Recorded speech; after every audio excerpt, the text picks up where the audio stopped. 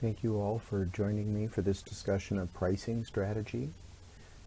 Today we're going to be talking about a variety of topics, including the objectives for pricing, consumer price sensitivity, what kind of factors influence pricing, the positive and negative effects of those factors, and then we're also going to take a look at a bunch of different pricing techniques.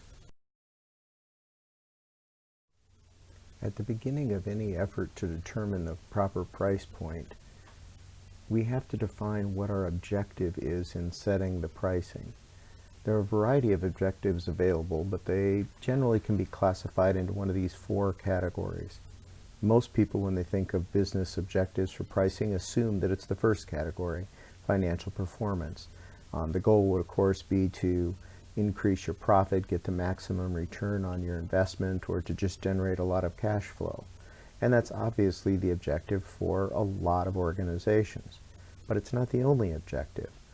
Sometimes economic performance, financial performance, is not the key criterion. Instead, you're looking at one of the other three categories. For example, volume. If you have warehouses filled with something, or you have a lot of unused capacity in a hotel, you might decide to sacrifice a little on the financial performance side to increase the volume, and doing so increase your market share. The hope is that in the long run, with an increased market share, you'll have better financial performance as well. Another option might be a competitive option. You might be looking at, if you are the leader in a category, you may be setting your price to try and reduce the amount of competition in your category. Or you may be not the leader and you're trying to set a pricing point that establishes a parity that is based on what the leaders of the category have, or to undercut them to increase your share of the market. And finally, there's the image objectives. And the idea of this is positioning in the mind of the consumer what their image is of your product or service.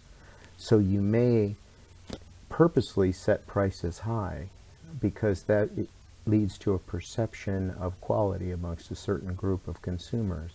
And so you're positioning in their mind that your hotel or that your restaurant is of finest quality and therefore deserves that price.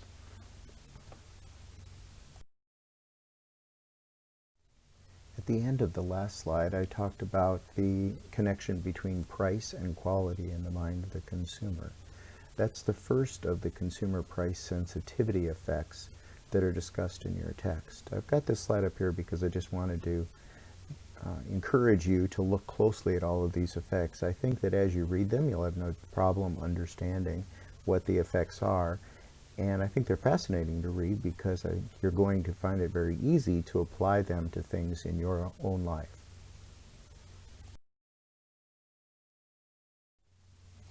We've talked earlier in the semester on a couple of topics about the importance of environmental factors impacting a variety of decisions. They also impact the pricing that an organization makes. And so we look at things like what's going on with the general economy, social political upheaval or issues, technological changes, and of course the competitive environment or industry trends. On the next couple of slides, I'm going to show you some examples of where environmental factors can have both a positive and a negative impact on the tourism industry.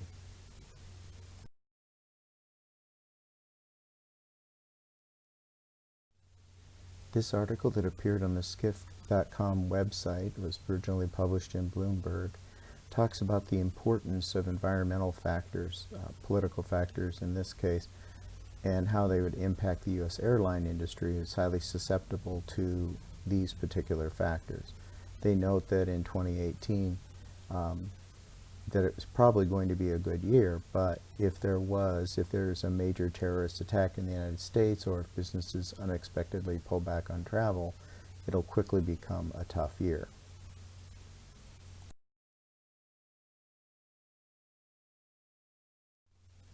The article goes on to note a variety of different trends in society and the economy and so forth that were impacting the airline industry, and at this time most of the trends were trending very positively, and they noted that this could be a real boon for investors.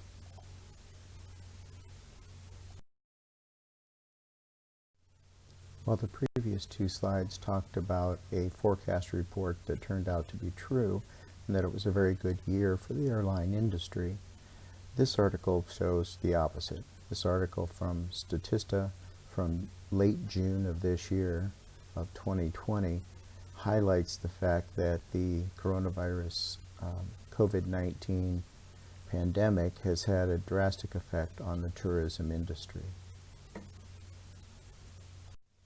On this web article, Statista provides a great deal of information and then offers for sale a large report about how the coronavirus is going to impact the tourism industry and the travel industry.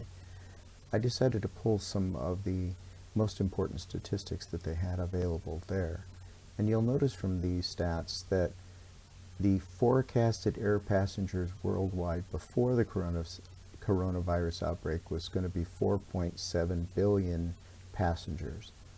The forecasted revenue from air passenger traffic worldwide in 2020 was going to be $581 billion in US dollars. However, after the coronavirus pandemic, the estimated revenue loss for airlines worldwide in 2020, they're looking at a loss of $314 billion. And that gives you an idea of the kind of impact the coronavirus has had on the travel industry. Some other statistics are on the right. The impact on passenger aviation, year-on-year revenue, changes in international routes in July of 2020 is down almost 92%. Year-on-year change of flight frequency is down nearly 50%. This has had a drastic effect on the tourism industry in general, as evidenced by these effects on the airline industry. There are three broad pricing strategies that an organization can use: skim pricing, neutral pricing, or penetration pricing. Skim and penetration are opposites. So in skim pricing, the idea is to ask a high price, a higher price than what would normally be expected in the average price. And the idea behind this is that having that high price makes it appealing to a very exclusive audience or a very exclusive market. These individuals are willing to pay the extra price because there is a status associated with owning the product. Very often that's because this is a unique product. It may be early in an industry category, and so the early adopters are jumping on it and are willing to pay extra for it. In other cases, it's a sign of affluence or a sign of status in society. All of those cases lead people to pay more than they would normally pay for a product in another category. Neutral pricing is a moderate price. It's set for value-conscious customers. It's the kind of price that one would expect to see and would be relative to the rest of the industry and your competitors would be seen as fairly average. Penetration pricing, however, is a pricing set at a low level, and the idea behind penetration pricing is to get the highest volume you possibly can. You hope that there's some economy of scale with this so that as you're selling more units, the cost per unit decreases. And this is particularly effective when you're dealing with a price-sensitive customer. This is also effective if it can be done long enough. There's the possibility that it could drive out some of the competition from your category or from your region. So a new resort opening up on an island could set its prices low enough to attract individuals to come in to grab some market share and theoretically pull business away from the others and maybe even reduce the amount of competition on the island. The next slide is going to give you a brief description of penetration pricing.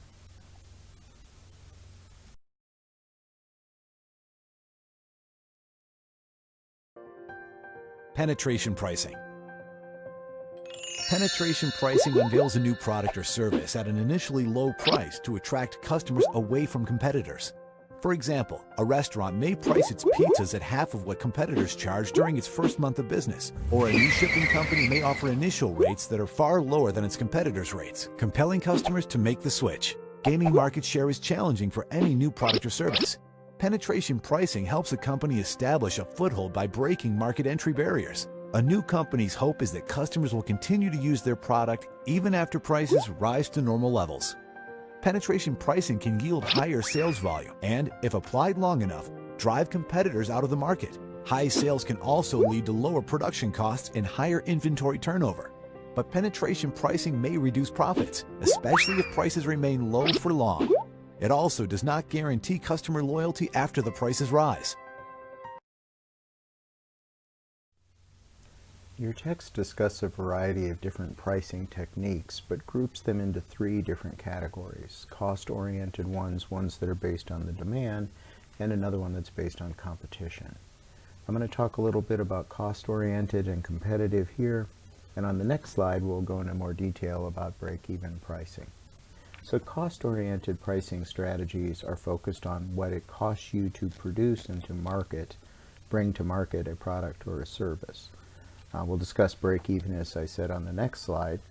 The cost-plus pricing is a very simple calculation to make. You basically determine what the actual total cost of a product is, what it costs you to produce, distribute, bring it to market, and then you add an amount onto that. A dollar amount, very often it's a percentage amount, and that's used to determine your pricing. It's a simple process, not particularly sophisticated. A better process, a little more sophisticated, is the target return pricing. And in this one, the organization determines what type of profit they're looking for. It could be in a category or overall. And then they take the actual total costs of bringing the service or product to the market, and then they add to that so that they reach their projected return that they're looking for. And this also does not have to be a standard amount. So you can get a higher return in some categories, lower return in others, but in the end, everything is priced to reach that targeted return amount. A second general category is competitive pricing. It's very straightforward, and the idea behind competitive pricing is to look and compare where you stand against your competition.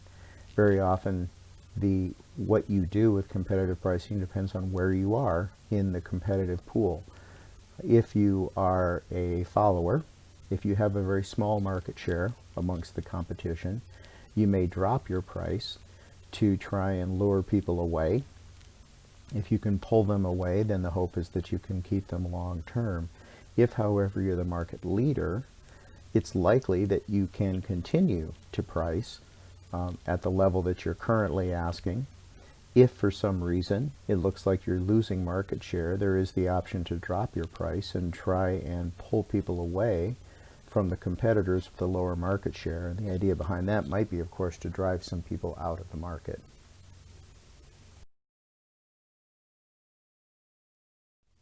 The graphic here is a representation of the break-even analysis that you do.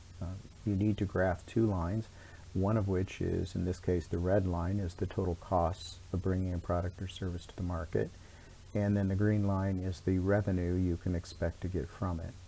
You'll notice that the total cost line does not start at zero like revenue does, because you have fixed costs that are capital outlay to begin the process of bringing something to the market. Where those two lines cross, that point then, here as indicated in the yellow, that point is your break-even point. Anything below that point, here in the red, is a loss, and anything above that point is revenue or is a profit.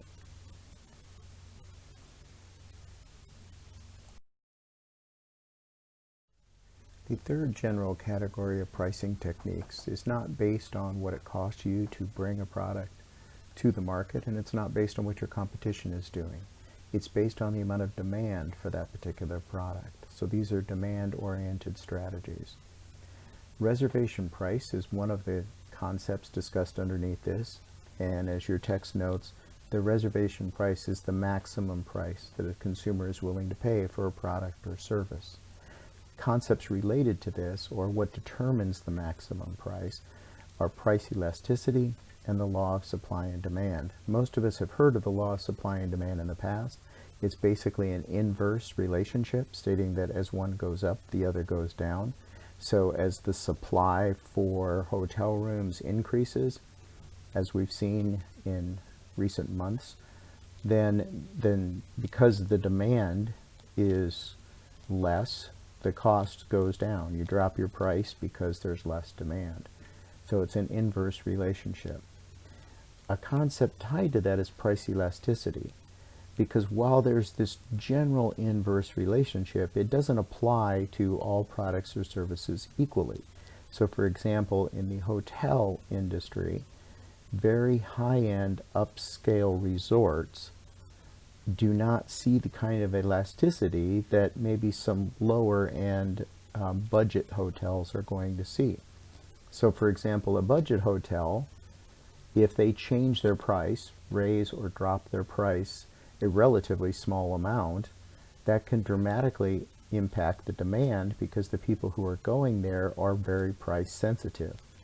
People who are attending a high-end resort are less price sensitive, so small adjustments in price like that are going to have much less effect on the elasticity of demand.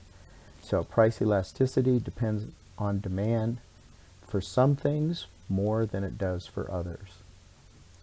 The other area related to this is psychological pricing, and I'm going to focus more on that because I think that psychological pricing has a great deal to do more with the tourism industry than some of the other pricing strategies we've discussed. And so the following slides are going to get into those in greater detail. Under the general heading of pricing techniques, there's a strategy that's based on demand. And underneath demand, there are 3 different psychological pricing options or techniques that are described in your text. The first one is called odd-even pricing, and it's a matter of perceptions of individuals. It's generally accepted that if you price something at $5.99 or $5.95 rather than pricing it at $6, that perceptually people perceive that as being significantly less. They tend to round down, so if they see $5.95, they're thinking the price is $5, as opposed to it being essentially $6. The second type is called prestige pricing.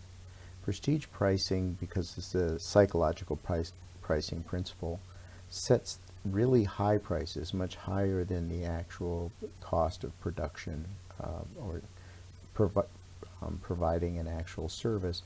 It sets the prices higher based on some quality attributes that are perceived within a certain specific group to be vitally important. And they're basically willing to pay the extra to receive these attributes.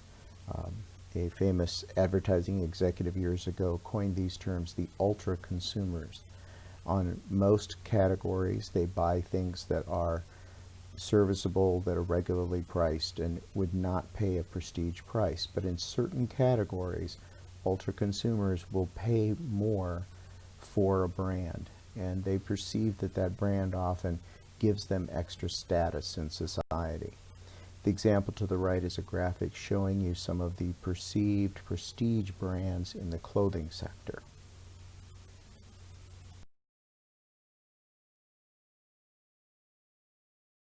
Whether you're shopping for the holidays or for everyday items, you see a heck of a lot of price tags. While you probably don't stop to consider the pennies on a price tag, let me assure you, your friendly merchant does. For example, do you see a lot of stuff with prices ending in 99 cents? This is supposed to suggest you're getting the best possible price or the item has been marked down. And then there's the obvious reason you see a lot of the 99s, because we read from left to right. So this is probably the number we're going to remember rather than the 70. What about pricing that doesn't end in 9? That also tells our minds a story. If a price ends in 4 or 7, for example, it's likely to stand out because it doesn't end in 9, and it subliminally suggests the seller has seriously considered the price. What about when you don't see change on an item at all? In places like expensive restaurants and jewelry stores, things are often rounded off to the nearest dollar or even $100. Why? Because the message is, this is a classy joint. If you're worried about change, you're in the wrong place. The psychology of shopping affects virtually everything you buy, from toys to houses, from food to Ferraris. And being aware of it is going to make you a smarter shopper. Want more tips to save? They're waiting right here at moneytalksnews.com. A third type of psychological pricing under the demand-oriented pricing strategy is price lining. The example you see to the right is the example for 3 different room prices at this particular hotel in Sioux Falls, South Dakota. And you can see the idea is that you offer products in different lines, different levels of quality, and then individuals can choose based on what fits their needs. Another important concept in pricing is that pricing varies by segment of the market that you're dealing with, and it's segmented based on a variety of different criteria. 6 of the most common criteria are listed here. What's more interesting is the chart that's in your book that goes through and describes how each of these segments affects or changes their pricing, whether it's related to lodging, food service, travel, or leisure. So, for example, under buyer identification, one of the obvious ones is we often discriminate between whether someone is a business or leisure traveler, and pricing is adjusted accordingly. Under travel, travel, food service, and even some of the other categories, there are special pricing set aside for children, set aside for seniors. Under purchase location, whether you purchase your travel online or use a travel agent will affect the price. Purchase location for theme parks depends a great deal on what time of year it is or time of purchase. Under time of purchase, weekend versus weekday, there are usually special rates for off-peak periods. Under purchase volume, of course, generally you get a better price with volume. So, for example, you look at the price of food service from a restaurant, individual meals or meals for a few people are significantly more than if you're pricing for a banquet of several hundred people. Product design, whether it's concierge or business level service or segmentation, Southwest Airlines has business class, business select. Airlines have first class seats and so forth. And then finally, product bundling. The travel services have gotten very good at offering bundled packages.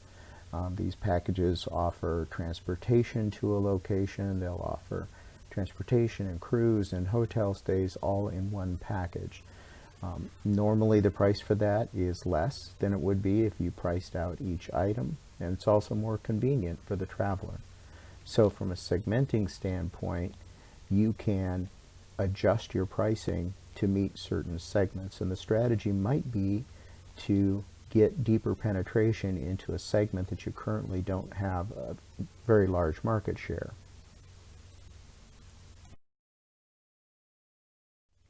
There are a number of important concepts discussed in the chapter that we haven't covered. I'm going to cover just 2 of them and give you some examples of them and then call it the end to the video. We're going to be talking about revenue management and yield management, and they're 2 very closely aligned concepts.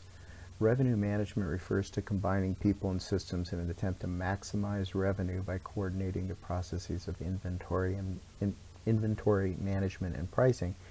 And the idea is to try and maximize the revenue you generate by balancing the inventory that you have on hand and the pricing that you set for that. So the focus on this from most hospitality organizations' standpoint is to maximize the services being offered, because we really don't, in a lot of service industry, don't have a lot of inventory that we're dealing with. So we're trying to maximize usage based on the space or the capacity of our organization. As an example of this, the next slide is going to go through a historical booking analysis to try and explain how you would adjust your promotions and discounts and so forth to maximize your revenue. As an example of maximizing the revenue for a hotel, this graph shows what the normal booking is out from the date of an event or something of that nature. So for example, what you were looking for. If you wanted 100% booking at a particular date, you could go back and indicate what would be the normal or historical average of booking 1 week, 2 weeks, and they have it all the way out to 40 weeks prior to that date. And so you can see the line that's running through the center here, the curved line, is an indication of what historically the average number of room bookings were that far out in advance of the date. You could say from a convention, some kind of an event. And at 10 weeks, they were sitting at about, say, 60% capacity. At 20 weeks, it was lower. It was probably around 40-45%. That span on either side of it represents a 25% gap. And the idea behind this is that you track the hotel bookings you have, the room bookings that you sold, as the weeks progress. And then as you're going along, if you discover that your average bookings are higher than the lines indicate here, so at week 30, if you were showing that you were already at 75% capacity, then clearly you're ahead of schedule, and you would back off or decrease the number of discounts and specials that you would offer. If, however, at week 30 you were only at 25%, you're below the minimum, and you might consider increasing the number of discounts or specials, bundling packages, whatever it is you're going to use to try and generate more individuals coming in.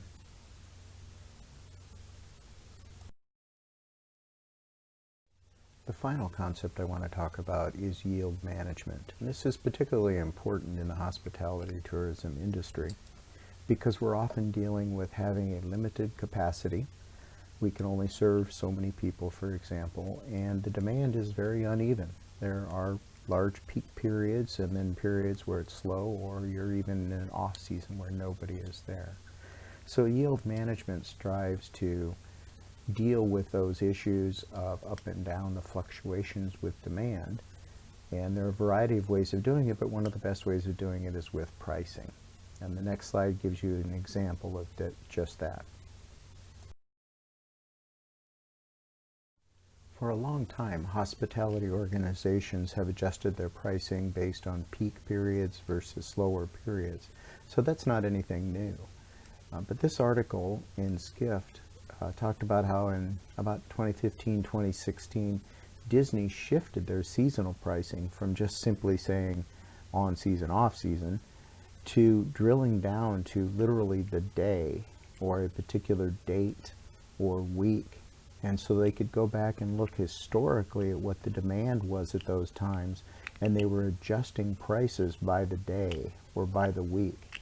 And this latest move caused a lot of complaints, I'm sure, from some individuals because their prices went up on their most desired dates. But what it did was tend to even out the demand that they had on their facilities because, of course, the facilities have a limited capacity.